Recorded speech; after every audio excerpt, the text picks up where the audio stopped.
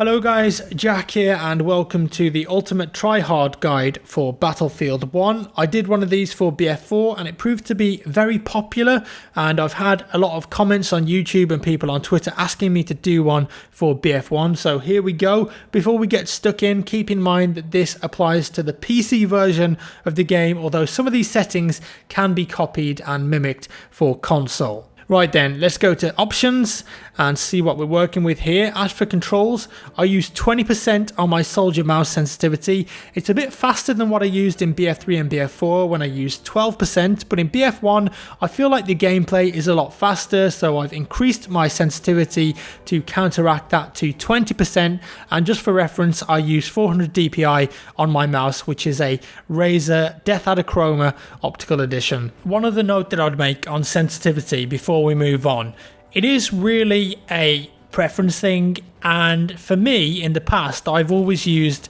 the same sensitivity that I used in Counter-Strike, and I played CS for like 10 years, so all that muscle memory very easily came across to a game like BF3 and BF4 and BF1. So don't take my advice as gospel, because for some people 20% may actually be way too fast for you, or even too slow, because I know some people, even some pros that play with like insane sensitivities, like really fast, and they're still very good players. So really, I think with sensitivity, it's about finding a nice middle ground of something that's not too fast and not too slow, and just finding something that's comfortable for you, because what's comfortable for me and the mouse that I use might not necessarily be right for you. But I thought I'd just show you what I use as a reference.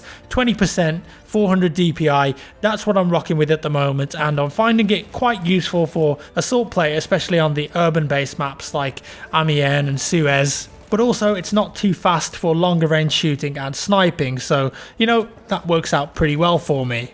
Raw mouse input, we want to have that on. We've got off.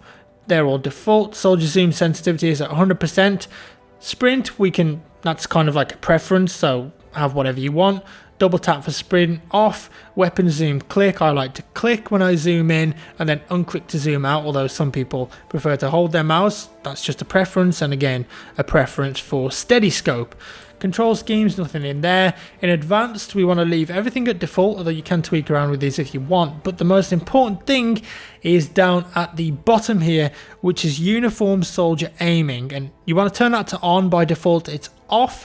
If you have it on, it means that all these sensitivities for hipfire, aiming, whatever sight you've got, it's always going to be the same. So left to right, up and down, it's always going to be the same if you have that on. Why is this a good thing? Well, I think it's better for muscle memory and consistency. If you leave it on, it means that the sensitivity is always going to be the same across the board, so you can snap to targets much more accurately. Like I said, if you use off or the default setting, it's going to feel a bit weird at first, and your zoomed in sensitivity is going to feel really fast, but after a while you will get used to it and snapping to those targets will be a breeze. Leave the coefficient at 133%, that's the default value. Okay, back and into gameplay options now. Show HUD, obviously we want to show the HUD. Chat log, I like to hide that because it's distracting, it gets in the way. Kill log, by default that's turned off on hide, so make sure you turn that on, because you can actually get a lot of good information from it, whether that's like an enemy that you were chasing dying, being killed by someone else, or a squad mate that was near you dying, and that's going to alert you that there's an enemy nearby. So I would turn the kill feed on if you've got your Tryhard pants on. Share usage data, I just turn that to off.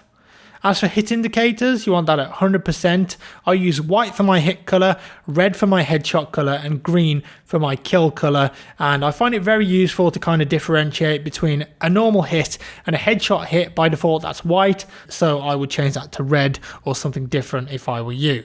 And damage base shape, I would leave that on to yes. As for the HUD, texture opacity 50%, rotate with view yes. Again, a lot of this is just preference. Minimap size, I like to turn that up to 150%. And then we've got some opacity options here. By default, I think these are like 80% or something like that. Friendly soldier, I've turned that down to 30, objective to 30, and the enemy soldier opacity, I've turned that up to 100%. So you can always see if a soldier is spotted or they've got that red outline around them. In the advanced options, a lot of this is preference. Auto leaning, some people like it off, some people like it on, but I do find that it's not really getting in the way in BF1, and you can actually use it to your advantage if you're just leaning out of the corner, kind of only exposing a bit of your body rather than completely sidestepping all the way. So I like to have that option and leave that on. Same for auto peek, auto deploy on the parachute as well. Reload hint, you can turn that off or on. I like to have it on. Hint system, I hide that because don't really need hints because I know a lot about the game already. Performance graph, hide. This one I would leave on because if anything happens like crazy in your game and you're recording, you can then upload that to YouTube, send it to DICE and EA, and they can see if there's anything going on with the game, like your connection or another problem, because those little things that come up in the corner of the screen here, I think it's over here actually, give some information as to what's gone wrong, and that can be very helpful with fixing bugs or helping to improve the game.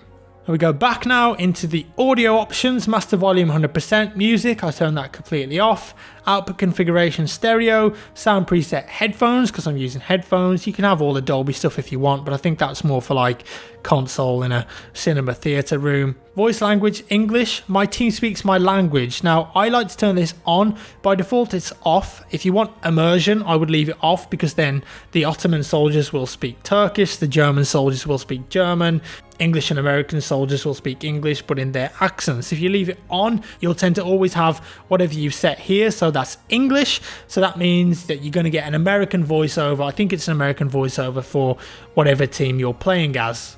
Game announcer voice, I think that's preference, but I turn mine off. Voiceover, leave that on. If your squad mates want to speak to you, you can adjust the volume there, and subtitles off. Video options, now we've got a lot of important stuff in here. Full screen mode, obviously that's the monitor that you're using. Now I'd be playing at the native resolution of your monitor, and obviously if you've got a high frequency monitor like 144 Hz or 165 Hz, make sure that you've got that set there because you're going to get a really smooth gaming experience, especially if you're getting 144 or more frames.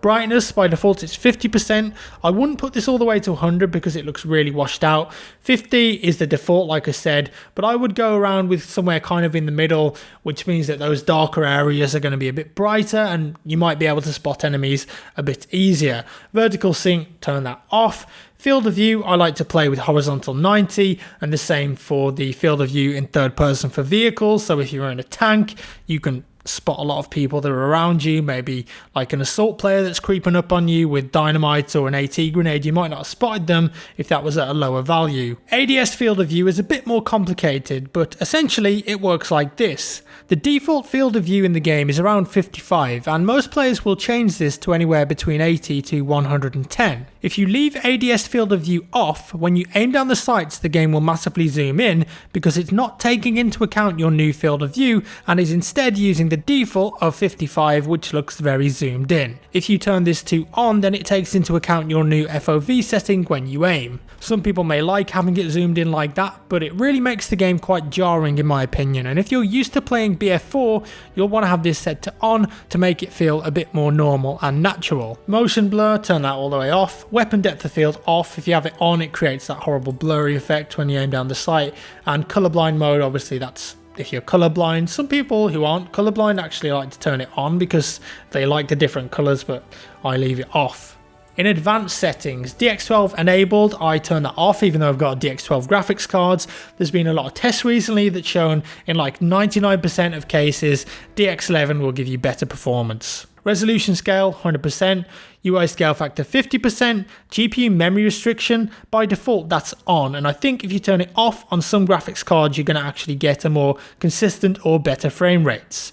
Graphics quality, change that to custom, and you want to put everything on low or off apart from mesh quality on ultra, because that means that you're going to be able to spot enemies that are far away and they're going to be rendered in the game. Say you're sniping from a long distance or you're in a plane, you'll be able to see people from far away when that's set to ultra. Why do you want to have these all on low and off? Well, yeah, the game isn't going to look as nice as it possibly could, but even on low I think it looks pretty good anyway. But setting them on low means that you're going to get clarity, and if you've got your tryhard pants on and you're always trying to be top of the scoreboard, playing the objective, going for all the kills, whatever, then clarity and frames per second is very important. You want to max out your FPS, get as much as possible, minimize all of those distracting smoke and particle effects. That's why I would set them all to low or off. And finally, in key bindings, there's not much that I really change here, to be honest, apart from in planes where you can actually bind pitch up to space, and on PC it's much easier that way to do tighter turns just by holding spacebar rather than having to constantly move your mouse back.